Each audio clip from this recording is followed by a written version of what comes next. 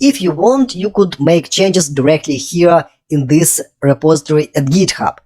Let's do that quickly. Let's go to code here and open, for example, file 4.txt, and let's click this pen icon, edit this file, and let's add here line. For example, file was modified directly at GitHub, like that. Let's make it a bit smaller, and let's commit changes here.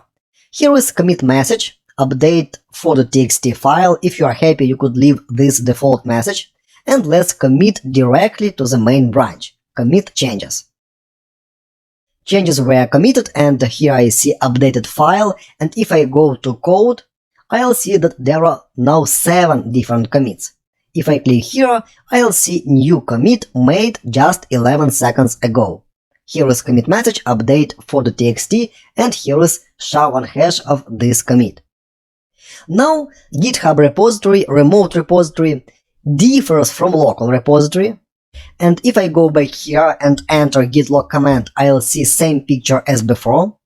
And I see actually that origin main, remote branch main, points at this commit. But that is not longer true. Now there is one newer commit at GitHub at origin. That's why now it's a good time to pull changes from remote to synchronize our local repository with remote repository. Let's do that. Let's simply enter git pull.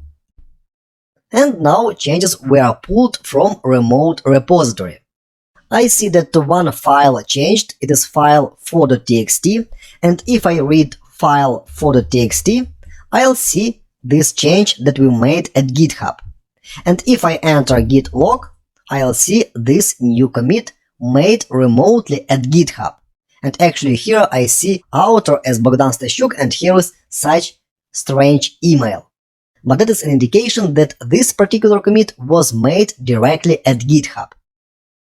And now local main branch and remote main branch at origin remote point to the same last commit with such SHA hash.